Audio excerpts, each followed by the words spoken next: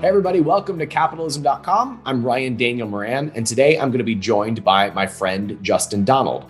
Started as a friend before we ever talked about business, but have watched his career take off over the last several years as both a trainer and an investor. And in today's episode, we're going to go through his investing philosophy because he lives the type of life that I want. He wakes up, has a free schedule. He has 3 half days a week that he works. He takes on clients or projects that he likes and casts aside everything else. And I'm craving more of that in my life. And I know that passive income and a good investing strategy is the way to get there, but I wanted to get more of the details from Justin. And that's why I invited him on the podcast. But there's one other secret reason why I wanted to have him on. I've watched his personal brand explode out of nowhere. Just a year ago, he launched a book. It's a great book about passive income investing. And all of a sudden, he has clients offering him $50K, $500K, $1 million to work with him. I don't think he did anything better or different than me, but I have a suspicion that he just approached it smarter than I did. So I wanted to hear about that side of it too. And that's the final question that I ask him.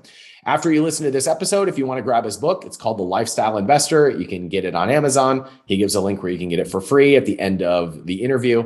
But I hope that you use this as an opportunity to reflect on both your investing strategy and the way you're structuring your lifestyle to give you more freedom as an entrepreneur.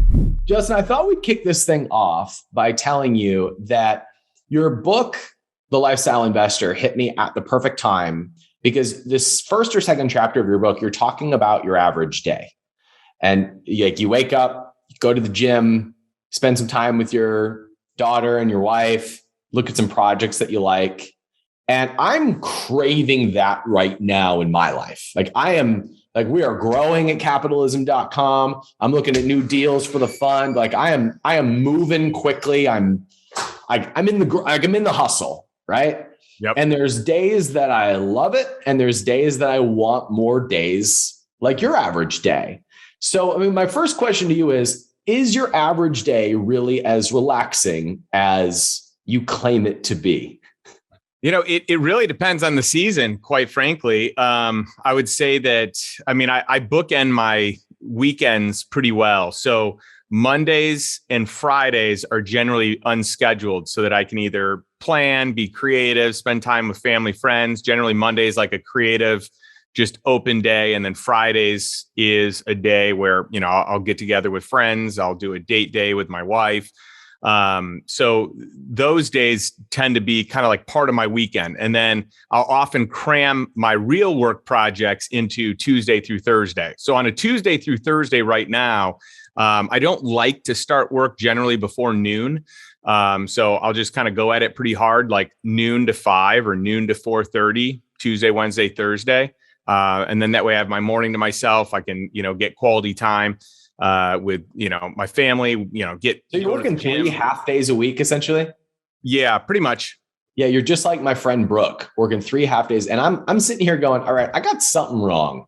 All right, I have figured out something incorrectly. So as an investor, what are those 5 hours of work? What do they consist of right now? Yeah, so it kind of depends on the season, right? So am I looking to place capital? Am I looking to kind of curate content for my mastermind, for educational products, for podcasts, that kind of stuff? And so, each season's a little different, but I generally like to dedicate a day to investing. I like to dedicate a day to podcasts and, mastermind content. And then I like to dedicate a day that is more strategic or one-on-one with a few of my private clients that I have. So I kind of chunk stuff together. And then it's not to say Mondays and Fridays I don't work. It's just that nothing's scheduled. So it gives me a lot of flexibility that if I feel in the moment like, I'm really inspired, I want to, figure this thing out, I'll do some work. I just don't want to have to work. That's my thing, is I don't want to get blocked into having to be somewhere, having a whole bunch of back-to-back meetings. That stuff drives me crazy. So where I would like to take our focus then is I know you have your book, you have your mastermind, you have paid clients, but those are all fairly new, like in the last 18 months or so, because of the success of your book. But before that, I know your whole life was paid for just with passive income, right? And our mutual friend Tom Burns is exactly the same way. He chooses to work. He just retired as a doctor, but he was working for the last several decades, even though he didn't have to. His life was paid for via passive income. I want to talk to you about the transition, because before you were an investor, you were in the corporate world. And then in your book, you kind of jump ahead and talk about now my day is totally different. I want to talk about that in-between period, because there are a lot of entrepreneurs who are making decent incomes, who had an exit or they're spitting off cash, and they do not feel the freedom that you feel. So where did that transition begin of you being in the corporate world, probably having, a nice 6-figure salary, to making just as much, if not more now, but passively, and now able to build projects that you're actually passionate about? Yeah, the irony of it all is that when I look at my life when, I was kind of a slave to my job or a slave to my business. That's a season. That's the way I define it in my life. And it's interesting because I felt like in order to get out, I had to basically create passive income that equaled or exceeded my cost of living or my lifestyle. And so in my mind, that was the way to do it. I could be riskier and just walk and figure it out. But to me, it was like, hey, the safer play is, hey, let's just incrementally get more and more passive income. And eventually I'll have enough that I can walk, and it's pretty easy. What I learned pretty quickly is once I had bought my time back and I bought my freedom, just having that time, the think time and space to be able to create and think through, I was able to really, manifest opportunities for, exponentially more income because I had that time, because I had clarity, because I wasn't living in constant reaction. This resonates with me so strongly right now. It's that idea of when you are in the stress response, when you are in scarcity mode, the only thing that you can think to do is hustle through it, and add more to the plate. It's like, we're behind, add more. We're behind, add more. And there's a fearful energy to that. But when you have those glimmers of space where the world is not on fire, that is where you can do creative work, good opportunities come your way that you can't see when you're just in the grind of it. So I'm hearing you say that the transition was really once you started, then more breakthroughs started to come your way in kind of a compounding rate. Is that correct? Yeah, that's completely correct. Now, what I will say is I'm glad that I did it the way I did it, because I feel like most people aren't going to just take a leap of faith. And so it's easy for me to help people, and kind of coach them along to do what I did, where you take the safe route. Hey, let's build passive income. Let's cover your mortgage. Let's cover your, bare minimum, essential survival income. Let's cover your lifestyle. And you can do it kind of in increments. But if I were to go back and do it all over again, knowing what I know today, I would just cut the cord immediately, because the moment I had time, I was able to create so much more. And it's funny, I got lost in this bubble, this world where it was like, yeah, I'm making good money. Look at what I'm earning compared to the rest of the world. I'm doing pretty well. But my comparison really was, it was inside of a bubble. So I was, maybe a top income earner in the thing that I was doing. But if that was the ceiling, like, I feel like I was really selling myself short, thinking that like, hey, I've got it so good. I don't want to feel like, I got to be really careful here, because I'm very appreciative of everything that I've had, all the lessons, all the career opportunities. So I'm thankful, but at the same time, it really could hold, for me, it held me back from my potential, because I got comfortable being at the top of a certain bubble, where once I got outside that bubble and saw this big, wide open world and was able to connect with so many other people outside that corporate world, or that, small business, small entrepreneurial world, things just exploded for me. And I think where you're going with this is that thinking like an investor opened you up to those opportunities. I would see this even in like the e-commerce world. Somebody has $1 million brand, somebody has a $5 million brand, and in their world, that's king of the mountain. But it's when we start poking holes. Like I have a client right now where for the first month of working together, my number one assignment to him was you have to give your wife your phone at 6 p.m. and she will give it back to you at 8 a.m. Like that's the big breakthrough that I gave this guy, because he needs to create that space in order to have the clarity to grow this business. And then we'll work on taking the profits and investing it into more passive places. So now he's got a life again.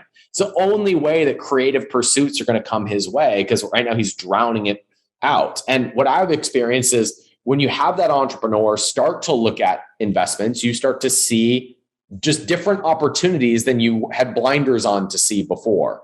And that's what I'm hearing you go with this as you made that transition from the corporate world. Yeah, completely. Your eyes are open to opportunities that existed the whole time. You just didn't have the time to see them. I feel like as an entrepreneur, we're in reactionary mode like 90% of the time. It's like, oh, put out this fire. This person quit. This person's got an issue. These two people are fighting. This client, wants us to do a better deal, or they're walking to our competitors. Like it's nonstop. And as entrepreneurs, as individuals that want to level up, I think that one of the only ways, maybe the best way, is to carve out that time and that space where you're not bombarded. You interrupt your interruptions and you create at least a couple hours a week. Like for me, one of the greatest routines I ever created, and I started this, probably close to 10 years ago at this point, is I had something called Think Time that I learned from Keith Cunningham. And I just put it in my calendar where I turned off all electronics. I went out for a walk. I got outside. I literally got away from the stimulus of everything and just got into a place where I could think, I could journal, I could reflect. And some of my best ideas, it's like, the comparison of when you have a great idea when you're in the shower, right? And your brain kind of goes into that theta, brainwave, and you're just kind of doing monotonous, washing of the body. But then all of a sudden you have these great ideas and you can't wait to get out. At one point in time, I was like making notes in the shower because I just had the best ideas. And so it's using your kids' crayons to write on the wall. Yeah. So Justin, I want to get into like the specific vehicles that you use and that you're bringing people those opportunities in your mastermind. But first, I just want to share something that I did to reflect on what you just said. Is we're going to talk about passive income and getting there, but if nothing else, entrepreneurs, listen, I just put on my calendar and went to my team and said, look, I'm taking a 3-week sabbatical in April. In April, I'm taking 3 weeks off. I'm not going to have Slack. I'm not going to have email. I may not even text. Right? I am taking a true disconnection for 3 weeks. And my original thesis behind that was I have to force myself to kind of reset a bit because I've been too chaotic. But what has happened is that my entire team is saying, okay, how do we make the business run without Ryan? How do we what do we do with our sales processes since Ryan is super in that? What do we do with the content? I guess we're going to have to plan content ahead a little bit further, and we're going to have our marketing plan, in place, and so can do. And all of a sudden we're building real systems that give me the capacity to be able to go, oh, now I can lead a company. Whereas before I was just a producer. And that's how I'm hearing you right now, Justin, is you're in the corporate world, you're a producer. You started becoming an investor and buying back time, and now you're a creator and a leader. And so it's not just income, it's also time. You can clear that space in multiple different ways. Where I'm at right now is clearing time. What I want to hear from you next, Justin, is how are you walking your clients and your readers through starting to carve out that space on the balance sheet to have that passive income that starts to replace the expenses on your month-to-month payroll or expenses? Yeah. And that really, Ryan, well, first of all, that summary is great. And I think your next point of carving out the space on the balance sheet, creating the space to actually get your money working for you, or creating the systems first for your organization that also buy your time back and can help you put other money to work. To me, I think the whole name of the game is, how do you get your money working for you, or how do you get anything else other than your time working for you, unless you just love what it is that you're doing and it's completely on your schedule. You could work at it, 5 hours a week to 50 hours a week, but at your call. And so for most people, if they're an entrepreneur, they're spending a lot of their hours in the business. And it's even hard to kind of create those boundaries, like you had said with one of your other clients. And I think that's imperative, because you have to create the boundaries of when work can't interrupt you, can't interrupt your life, can't interrupt the values that you have, or the family values for those that have families, or people that they're dating, because otherwise those relationships are going to get crushed. But inside those boundaries, you have to be able to, have time to make a plan. How do you get your other assets working for you? Do you want to just survive on what your time produces the rest of your life?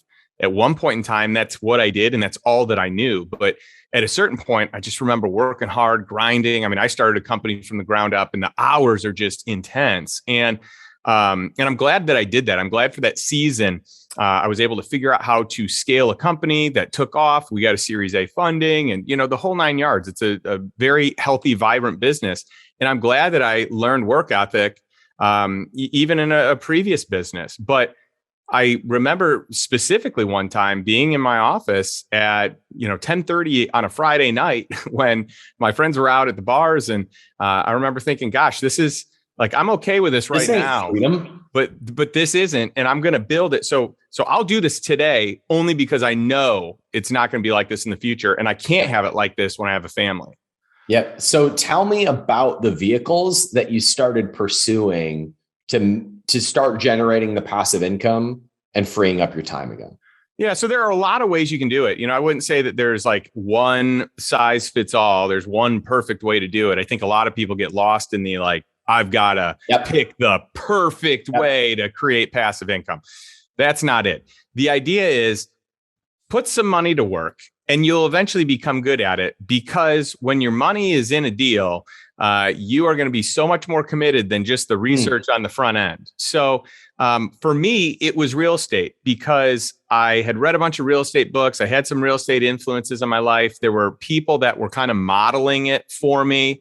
And I just really felt like if they could do it, I could too. Like if these people can do it, and they've got a certain playbook that they use, and if I just follow that playbook, maybe I'm only 75% as good, but that's still moving in the right direction. And that's 75% of my money working for me versus only my time working for me. And I always remember thinking, what if something happens to me? What if something happens to my business and it implodes, and income goes away? There's a crazy pandemic, or there's a whatever, and business just ceases to exist. That's not good. I really need some capital producing me income, and at a bare minimum covering my expenses, so I don't ever have to, foreclose or file for bankruptcy or anything like that I can always provide for my family. So, and that's a very real fear for most entrepreneurs, right? I don't care how much money you make. I have a friend, 9-figure exit, right? Still worries. Right? It's just in us. It's part of us. It's part of what drives us. So that doesn't go away once you get the exit or once you're cash flow positive. It's there for until you have your life paid for with a basket of assets. Now, Justin, my brain goes to this strategy. I want my investments to free me up to kill it in business. And I want to take my profits from business and put them into real estate syndications where I can have passive income, make 10 to 14%, and it be tax deferred and have upside. But those take often $250,000 to $1 million minimums to be able to be involved in those types of opportunities. What do you do in the seasons in which you're not cash rich, or with the entrepreneur who just isn't in that season of their career yet? Yeah, that's a great question, Ryan. So what I would say is, number one, there are always going to be investments that are going to, if you search, you will find investments that have a lower minimum. One of the things I do for my mastermind is I negotiate preferred terms on every deal that we do. And the first thing I go after is going for a lower minimum, because I really try to get everything that I can into that $50,000 range, sometimes $100,000, sometimes down to $25,000. And so, if you can have syndications and funds where you can get in at that price point, that's really good, because most of them, these are, like you said, 250, 500,000, a million minimums. That we can talk down. So with a group, you can do that. The second thing you can do is you can get involved with other people. You can create an investment vehicle or an LLC where you're all partners and everyone contributes a certain amount, whatever they can contribute, ideally even amounts. But you can have an operating agreement that kind of, walks through all the splits based on, the capital that people put in. But that's a great way to hit minimums to be able to. Just so I'm clear, you're saying that oftentimes one person will put together a package, people will chip in, and they'll meet the minimum that way. That's right. Okay. That's right. And it depends on the group. Some groups don't like that. Some groups are bound by how many investors there are, and the number of investors, even in an LLC, is going to impact the size of their fund, where other groups, that's totally fine. And they're just showing, that one group on the cap table, that one entity. So each group's different, but my experience has been most people just want smart, connected people. So my big sell to other people is, hey, work with us because we're smart money. You could go get money anywhere, but you have people with unique gifts and talents with incredible networks that are going to provide value for you, your project, get you future investors if you let them in. So work with us. And virtually every group that I've ever looked to invest with has worked with us and has adjusted terms, even institutional opportunities where generally they say, heck no, it's, my way or the highway. Most of them have worked with us. So I want to know more about these deals that you bring to your mastermind, because obviously you've put yourself in a position where you've written the book on lifestyle and investing, and now you're charging money to be part of a group for your deal flow. So you've put yourself in a position where you've got to bring great deals in order to satisfy your members and your position in the marketplace. So what are you looking for when you are comparing deals that you might bring to your network? Yeah. So one of the things in my book that I outline, the Lifestyle Investor has, the subtitle is the 10 Commandments of Cash Flow Investing for Passive Income and Financial Freedom. But it's basically my 10 criteria for investing. And my third commandment is find invisible deals. And these are deals that are just off the beaten path. They're deals that are off market. They're deals that are likely not even deals, except that I or someone else reached out and struck a deal, even though they were not planning to sell anything. Those are the best deals because there's little to no competition. There's ample opportunity to negotiate terms. And it's really just a win-win situation. And so a lot of these are deals that I want to do myself anyway. Like I was already in the process of trying to get exposure to maybe a certain niche sector of investing that I wanted to complete my portfolio. Maybe it's in, music royalties and rights or original content, which we're working on right now with just a really unique deal with a group based out of LA. And so that, is like, they weren't looking for money. This group, like, they were happy, they were producing good results, but we had one of our mastermind members that said, hey, I've got a relationship here. I'm just talking to him and, have you ever thought about raising money? No, we haven't. Well, and so organically it just comes up. And so we just had them present to our mastermind. And it was a home run of a deal where they're willing to give us, warrants on their business and a debt deal. So you put money in, you get some sort of preferred return or some sort of cash flow, but you get some warrants on it. You get all your money out of the deal. It's pretty sweet. And we're able to negotiate. I mean, we're still in the process of finalizing the deal and kind of tweaking the terms, but that would be an example of like finding a deal that, no one else is going to get access to that. And that's pure network, right? That's pure totally. Who you knew and who you met at the right time with the skill set you had. Totally. But everyone has that in their arena, right? Like, so one of the things I did when I was living more of the entrepreneur life is I would start investing in companies that I knew that business well, right? So I started a maintenance company with some friends, a rehab and maintenance company that now does work on behalf of the largest institutional owners of single family homes in the US. And so because of learning that industry and understanding it, it made it really easy for me to invest in another couple of companies, one specifically in that industry where I just had expertise. And so I could, kind of create a unique deal. It was an off market, type of deal. No one else was pitching anything. And it ended up being, one of the best deals I've ever done to date. Yeah. And that is something that someone else could not have done because they didn't have your eye, didn't have your expertise. Of something I've been kicking around is I want to start taking equity stakes in some of the businesses that come from my pipeline, that come from our audience. We have these businesses that are started by entrepreneurs and they have 8 and 9 figure exits. And I just charge for advice, right? I don't take any stakes in them. And so what I want to start doing is taking my advisor fee, which is between 50 and 100,000 a year, and a 10% stake in that company. And I'll help them raise the capital and I'll help them meet with the agencies that they need to know. But I can only do that because of 15 years of entrepreneurial experience. And everybody has that, is what you're saying. Like based on your network, you can carve out the unique value that you bring and take passive stakes or active stakes that produce passive income that are unique to everybody else. And that's how you're finding invisible deals. Is that right? Totally. And by the way, let's say that you don't even have industry expertise, but someone else does. I mean, if I found a way for you to make an extra $1 million a year, would you pay a percentage of that as like a finder's fee? Of course you would, right? I mean, anyone, we can reach out into our networks to find out where these opportunities are. I mean, I started, years ago when I went to Tony Robbins, he would always say, yeah, I do, I have these private clients and I would charge them this incredible amount, $1 million a year plus a piece of the upside. And that's what gave me the idea early on. I'm like, I should probably do that too.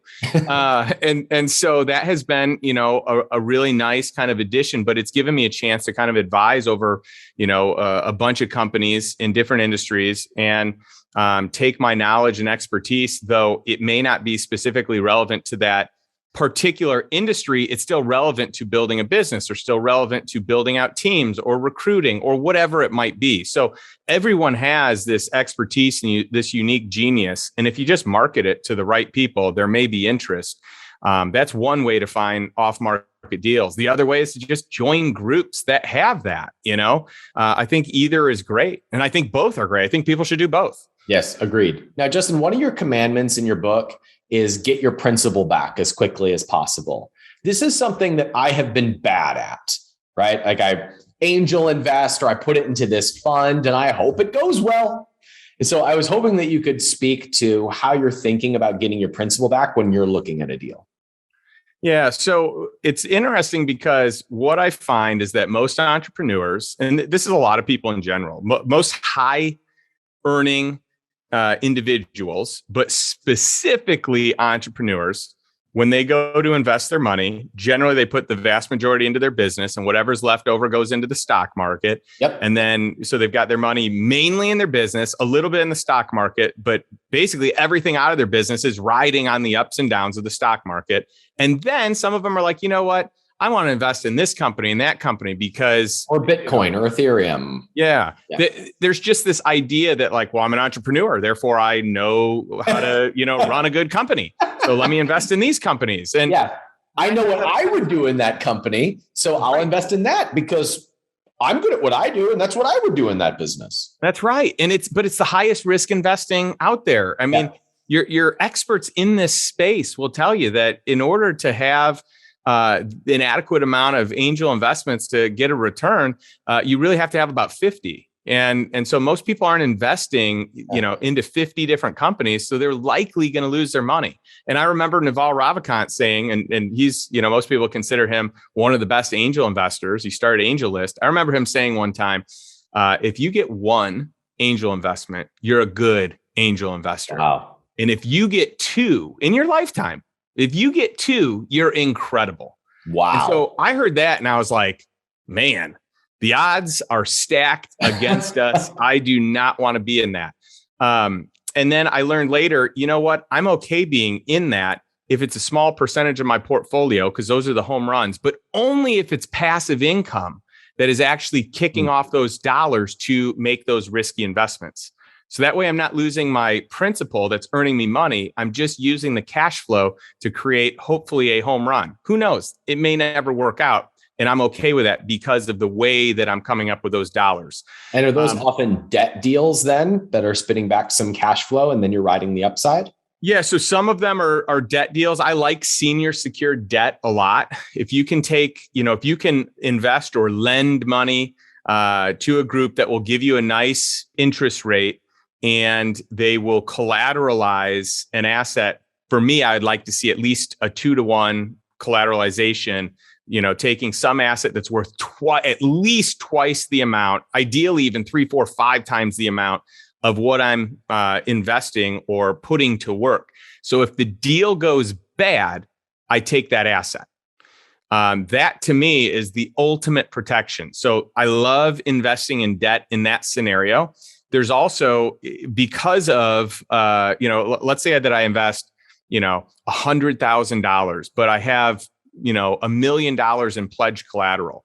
Something goes wrong, I get that $1 million. That's a great return.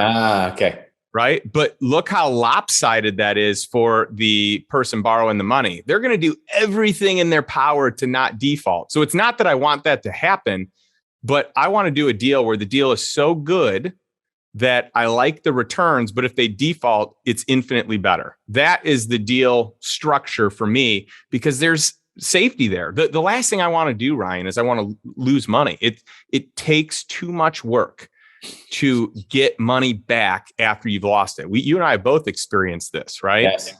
Any investor, by the way, is going to experience this. You will lose money. It will likely be some of the best lessons that you've ever learned. It will be horrible in the moment, and it will help you make a lot more down the road if you learn the lessons. But yeah, I love debt for that reason. I love strategic operating companies and investments in businesses that are not a straight equity play.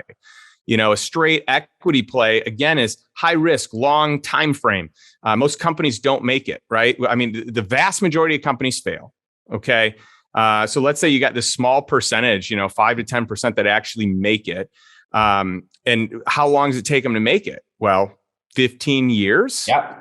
And maybe longer. Especially if we're talking like early stage, right? When you're talking at idea stage, it's very rare that in my fund, for example, we're going to invest in something early stage. I think we have one that we did.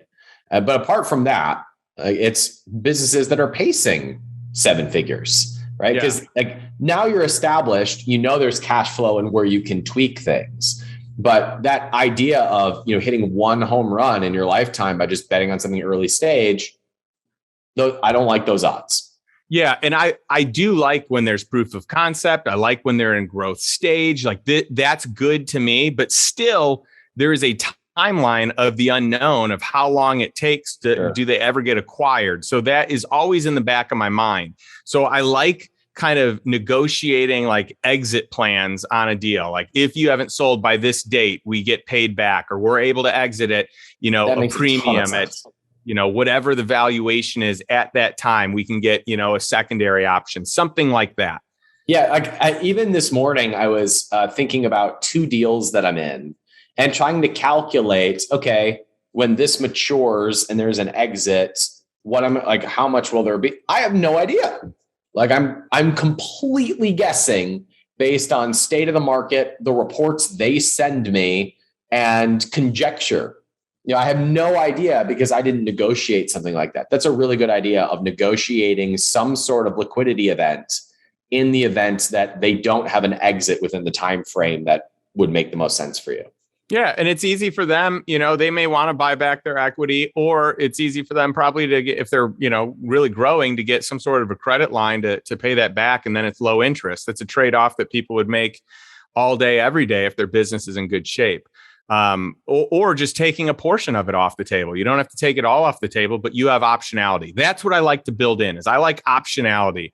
My goal is to get my money back as quickly as I can, because every time I get money back, I'm able to then turn it and reinvest it in something else. If I invest $100,000 in, let's just say I put $100,000 into a 6-month note, maybe it's 1 year. I get that money back in a year. All right. I get interest during the time frame, so I have cash flow. I will likely, negotiate some sort of an equity upside, an equity kicker. So I get all my money back. I still have equity. And I do that in, let's call it 6 to 12 months. I got another deal I invest in. This one's an operating company. We recently bought and sold a dog training company. I know nothing about dogs, but I saw the trend of everyone during COVID buying dogs. And I just knew that we had to buy, something that capitalized here. And we did. We bought a business, scaled it. It took off, ended up making 3x on our money in a year and a day. It was incredible. But I put $100,000 into that deal. And I got that. I set up what's called an accelerated distribution schedule. So even though I wasn't the vast majority of equity in this deal, because I was very generous with my partner and giving them a ton of equity, I made the majority of the distributions till that $100,000 was out. So in about 5 months, I had my $100,000 out, but I had all my equity and I invested it into the next deal. And so you structured that so you had less riding on the upside. You gave more of that to your partners, but you had the lowest amount of downside. And that's right. How you structured it to match your 10 commandments. That's right. Well, and I wanted to help my partner get out of the rat race. So, this business that we bought had a salary that the owner was taking at $75,000, and my partner was working a corporate job at $65,000. So if I could pull him in to run this business, he gets a $10,000 pay raise, and I give him a bunch of equity. The guy is going to be forever out of the rat race. He'll never go back to corporate America, and he's a good friend. So that was just a total win. But you basically have the same dollars that are in 3, 4, 5 different investments, all of which have equity. All of my risk is out of the deal. I'm playing with house money in every one of them. That right there is the velocity of money, where you can really exponentially get those dollars working like banks do, where it's in different places at the same time, earning multiple returns. Now, Justin, what is your relationship with debt, and how do you think about it? Like, for example, this is my house. My house is paid off. I bought it at the right time in Austin. It's done really well. It's probably been my best investment over the last 5 years, which I don't usually expect. But Austin's been a super hot market, and it's on the lake.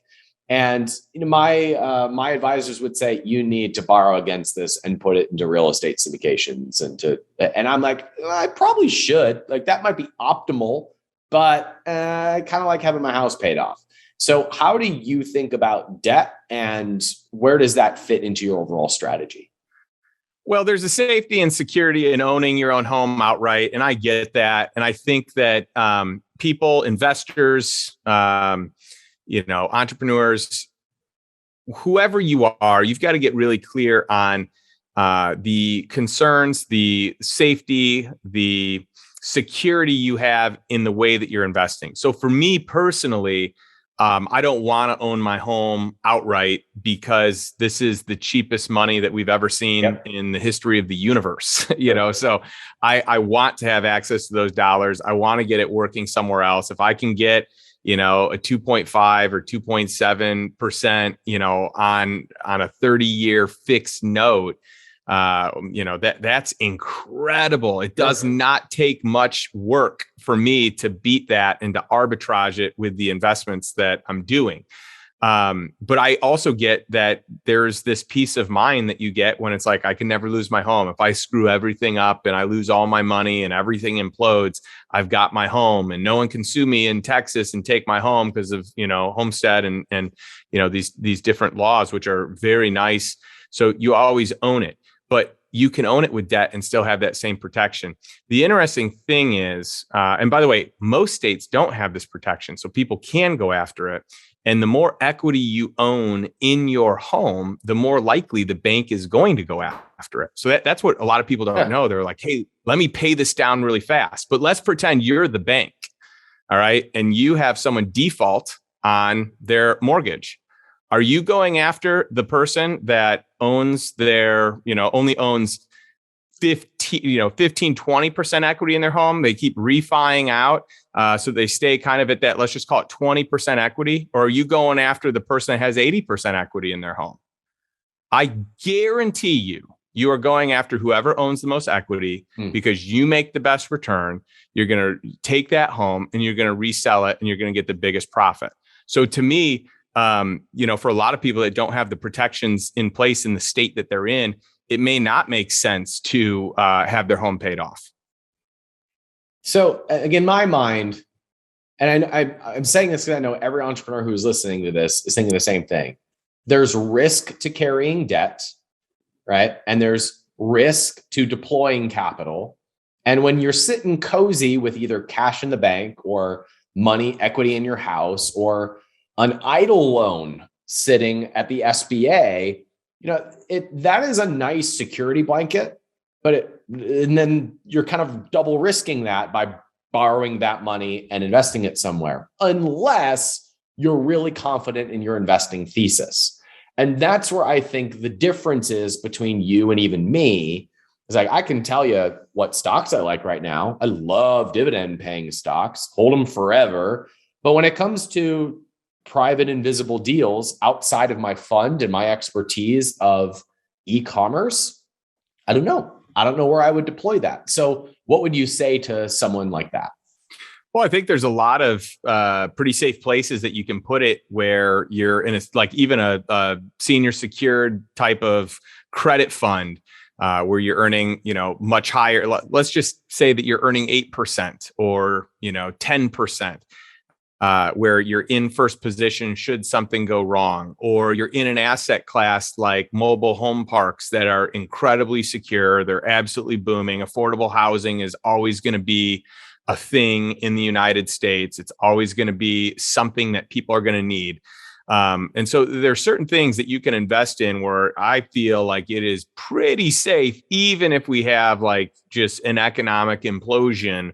And so, I think that what you're doing is it's kind of like the idea, there are two different strategies when you're in debt. One strategy is you pay off the highest interest rate credit cards first. The other strategy is you pay off the card with the lowest balance because it creates some positive momentum. I think like mathematically, it's better to pay the higher interest rate debt down first. But maybe emotionally, to create the habit, it's better to just clear something out and to, feel the release of that pressure or that obligation. And so to me, your home is the same way. And if it truly gives a peace of mind where everything, you're good no matter what, and you can make decisions in your business, in your investing, in your life, in, relationships that is going to be more advantageous, then by all means do that. I think that that's great. If you're looking to truly maximize every dollar and get the best return on your money, then I do think it's leveraging it because you can get some pretty creative interest rates. The housing market's just going to continue to go up, most likely, at least here in Austin, where every single, even if you have, an interest only loan, maybe you did like a 10-year interest only option, 30-year fixed. So it's a small amount to own it, but every single month it's appreciating in value. So you're actually gaining equity on that investment. So there are a lot of different ways to look at it, but I don't know that one's right or wrong. I think it's more temperament and comfort and, kind of where you're going to operate from the best place. Justin, the way I want to wrap today is by asking you about the business that you've launched in the last 12 to 18 months, because from what I can tell, you released a book did okay. You parlayed that into a multi-million-dollar business without having previous authority or a podcast or 100,000 YouTube subscribers. And I watched you do this and was like, heck am I doing wrong? So you just seem to come out of the gate, guns a-blazing, with influence to the right people and connections. And it seemed like it happened in no time. What the heck happened? It feels a bit surreal, without a doubt. I mean, when I wrote the book, I wasn't sure if there was going to be, market demand. Like, what are people going to, want? Is this relevant? And it certainly is. I think we've sold somewhere between 50,000 and 60,000 copies of the book now. And it's just, every month it's going strong. And, in addition to that, all the proceeds of the book go to Love Justice International, which is an organization that fights human trafficking in 24 countries, 25 countries around the world. And so I feel like there's a financial education piece, but there's also, this true freedom piece to it with the proceeds. And so maybe there's something there that, is kind of like just the perfect storm, is just the right timing. But I think that people are getting fed up with realizing. No. I want to hear the business strategy behind this. You wrote the book, and then there's you have a mastermind that comes out of nowhere. You have authority and influence. There had to be a business plan behind this. Well, the business plan was, I just saw most people write a book, and then what they want to do from that book is they want to then do some sort of a course or a gadget, and then they want to do something else, and each thing's like a higher ticket, and it just keeps growing and growing until you have this top of the pyramid thing. And I was like, well, what if I just flip that upside down? What if instead of doing all this stuff, I just go right to the top and I say, why don't I just coach people? I've been coaching people in some way, shape, or form for about 20 years. So, I probably transitioned more into financial coaching about 10, 15 years ago. I've done all kinds of real estate coaching. And at a certain point, I was kind of coaching and consulting entrepreneurs on how to scale their business. But I would always find that where I would spend the most time is, what are you doing with the profits? Why do you put all the profits back into your business? Let's siphon off some of these profits and do some passive investing. And so I just got a lot of joy out of that. And I kind of got bored of the whole scaling business thing. So I ditched that about 5 years ago and really just focused on the financial piece of it for entrepreneurs and executives. And so I figured, I had a bunch of people, and when I would do consulting with companies, they pay me $250,000 to come in and work with them for a year. So I said, well, why don't I see if I can find a high level executive, a high level entrepreneur, and instead of have their business do this, why don't I just coach them on their finances, and then they can just pay me $250,000. And I wasn't sure if people would be interested, but they were, and the first people I talked to, every one of them was like, oh yeah, I'm in. And then I was able to help them make some really sizable returns. And so they just kept renewing. And so I increased my prices to $500,000 per year. And then all the way up to $1 million a year, depending on what I pays what I do. $500 to $1 million. Yeah. The finances. Yeah. All paid in full for a 1-year contract. And I deconstructed from there the overflow that happened. So I had a wait list of clients that wanted in. And so, you were talking earlier about, some of your 9-figure exit clients. And I mean, this is really my world. This is who I work with on a pretty regular basis, where there's so much paralysis. It's like you had this huge exit, but there's no time to celebrate because now you have to all this, lifestyle expense, $1 million to $2 million a year that they were living on, that they've got to figure out how to get it because they're dipping into their money, and then there's taxes, and then they get divorced, and then they only have half. They make inflation, they make bad investments. And then all of a sudden, I've got one person that I worked with that, had a 9-figure exit that basically came to me with $20 million left. And so we were able to work this individual back to just having an awesome lifestyle on that amount. So really the idea was, why don't I just start at the top? And then there was so much demand for that coaching. And then there was demand, maybe not at that price point, where people said, hey, I want some, I want your information, but I'm not at that price point. And so that's where we rolled out the mastermind. And we just opened it up to anyone that wanted to join. And it's still a high price point. It's still $50,000 a year. But my goal was to really just cap it. So we got to 100. I capped the group. And it's just an unbelievable group. And recently the founding members were like, hey, open it up. We got some great people. Just bring them in. And, we've recently let some more people in, but we've got, 50 plus person wait list for the mastermind at this point. So Justin, this makes me feel like I've done it all wrong. I have done everything wrong up to this point. I should have gone after I'm now in we built this profit center and this profit center. And now I'm like, I want to carve out my 10 clients who pay me 50 to 100K a year and take 10% of their business. If I had written my book with that entire thesis, I'm going to take 10 people at 100K and take 10% of their business, I'd have the same life that you have.